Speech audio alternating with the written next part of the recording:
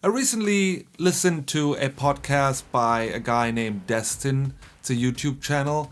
I watch his videos every once in a while. I listen to his podcast when I'm driving, and it was about game prices, the newer game prices, and it was about Borderlands 4. And when I listened to that, I started wondering, are new games really too fucking expensive?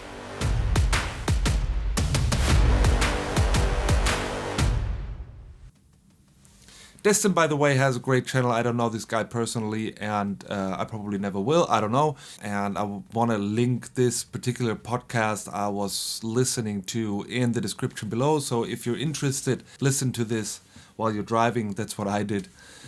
Anyway, when I thought about it, does new games have to be priced that high? We all know one thing. Things are getting more expensive. And it doesn't matter what it is. It doesn't matter what you buy.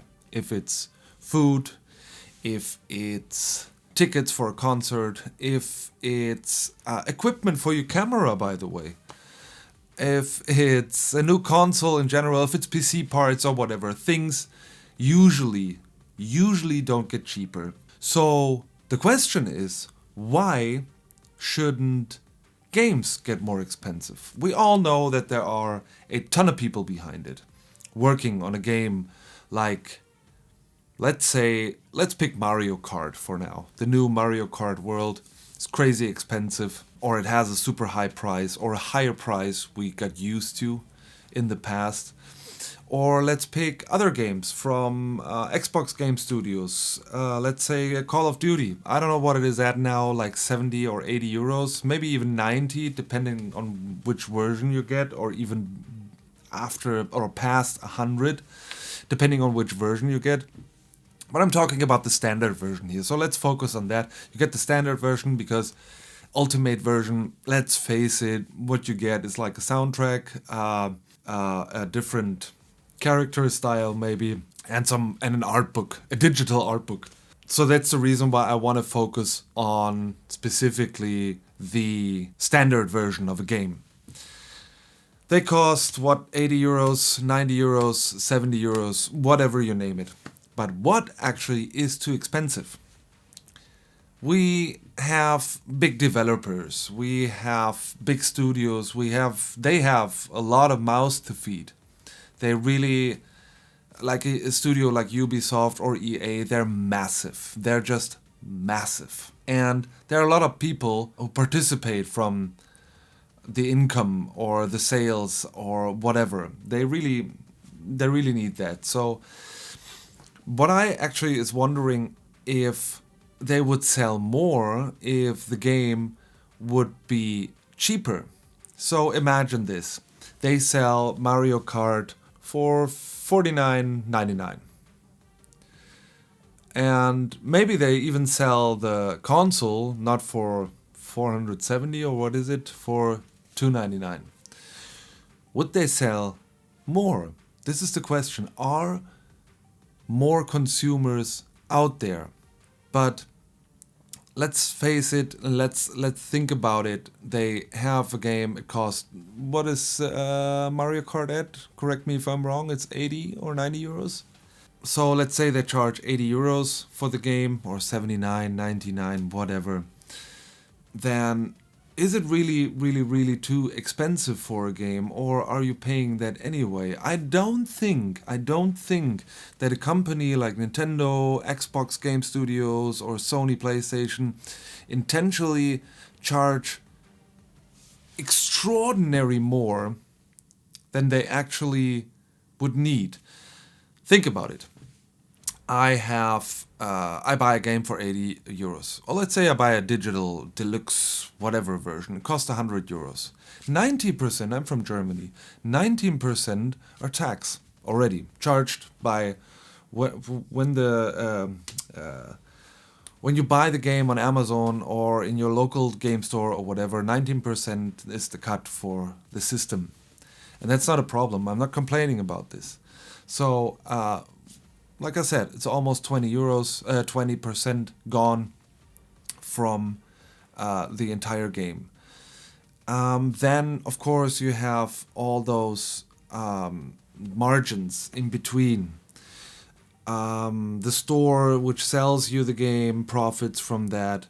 The people in between who sells it to the seller, the account manager, and whatever, they all profit from that. So what exactly is the percentage which is for the company only? And this is a question I'm asking you, and if you know this, would love you to put this in the comments below, because I do not know how much they make. I believe they make, before the regional tax, they have a margin of 60%, 45% or 50%. Maybe a little bit more, maybe a little bit less. And then the market comes, an Amazon or in Germany called Mediamarkt. Saturn is a big thing too. They get their share. I don't know how much it is, 20% or whatever. They have to pay employers, they have to pay their stores and whatever. So the chain from the scratch of an idea for a video game to fully develop this and you can buy this into the store is so long and takes so many steps and takes so many salesmen and representative and account manager and whatever, and company behind it, and the company behind it for the next company to resell the game. It is crazy. It is crazy how long the chain is, and it doesn't matter what you pick. If it's a car, if it's a camera, if it's a bat, or if it's a curtain, it doesn't matter. You don't buy this from the manufacturer itself. You can here and there. You can buy it on Nintendo or Xbox, I believe, in the store. They leave the regional stores out of it, so the margin is higher, and there's nothing wrong with it. I think. What is most interesting here is the higher they charge the price, the less consumer they can get, right? I don't know. And this is what I really don't know. I really don't know if consumers are less, even if they charge more money or less money. If they charge less money, are there more consumers out there? I don't think so. I think the number is getting a little bit higher, but it is not nothing compared to developing costs. They are increasing as well. I think it is nothing compared to that. They need to have more money for their games. Even if I think 50 euros is too much for a game. I just generally believe this is too much. Do I spend 80 euros on a game, 90 euros on a game, dollars on the game, whatever your currency is? I usually do not. I wait for a sale. I work in sales, and I usually wait for a sale. That doesn't mean that you shouldn't buy day one or whatever. I sometimes do that myself. I sometimes do day one, and I pay the full price. Did this for the first Berserker Kazan, but it was $59.99, so it was 60 euros, $60. That was a fair price. I get like 50 hours out of the game or whatever, and can replay it. Has a high replay value, and I get a lot from this game. If I compare it to a Call of Duty, for example, I think. I don't want to get into that. I don't want to blame Call of Duty. It got me past my teenager time and growing up time. Call of Duty was always fantastic. But for like 4 or 5, 6 hours of gameplay for a single player campaign, oh boy, I usually do not pay the full price on day one or whatever. So I wait for a sale, like I believe most of you guys do, and that's maybe why they increase the price as high as well, because they know people wait a little bit longer. People started to realize, okay, I wait 2 or 3 months and then I get a sale, and then they reduce it for 20%, and the margin is still great if you buy it on their store, like PlayStation, Xbox, or whatever. What I think is very, very interesting here is who is to blame for this? The developer, the studios, like the Xbox game studios, like PlayStation game studios, or Nintendo game studios. And it always seems that they kind of have the same level about. I don't want to get into that. That's financial politics or whatever. But I think what is interesting here is that they usually cost around the same. Not a lot of developers come there. It's Expedition 33. It's a newer game, and that's not expensive, and it's supposed to be great. Haven't played it yet, but it's supposed to be great.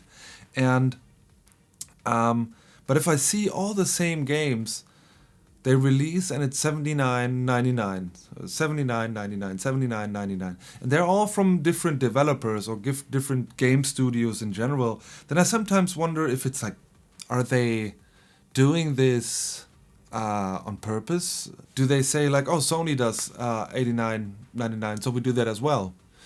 Or Nintendo does $89.99, so we do that as well now, and that's perfect, and we just do the same and whatever. I don't know.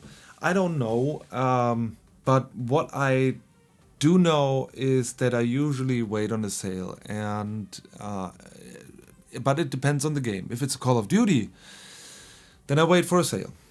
If it's a let's say a FromSoft game or a Rockstar game, I do not, because I know they're gonna get me through a lot of time, through hours and hours and hours of gameplay and of story and of great storytelling and of stunning visuals and all this packaged together.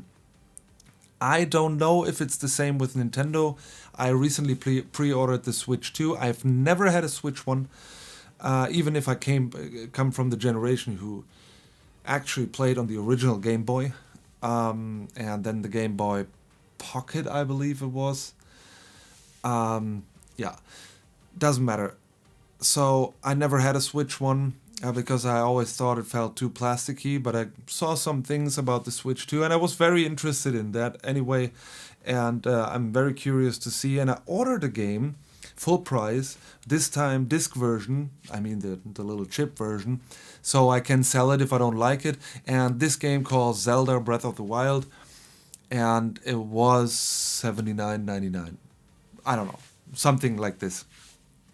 So I paid full price for this one because I heard great things about it. I watched a ton of YouTube gameplay about it, and I was always curious about the game. And if I don't like it, I sell it right away, maybe after a month or 2 months, and then I'm good. But yeah, I don't know. Do you do this? Do you pre-order games? Do you wait for a sale like usually I do? What do you think about pricing in general? Is it too much, or does it fit our time? I don't know. You put this in the comments below. I'm very curious what you think about it, and thank you for watching. And if you haven't subscribed to this channel, now this is the moment to do so, and like this video to help this tiny little channel grow. And I just do this here for fun. I'm not interested in monetizing or advertising or whatever. But you never know what's going to happen in the future, so have a great time gaming. Peace out.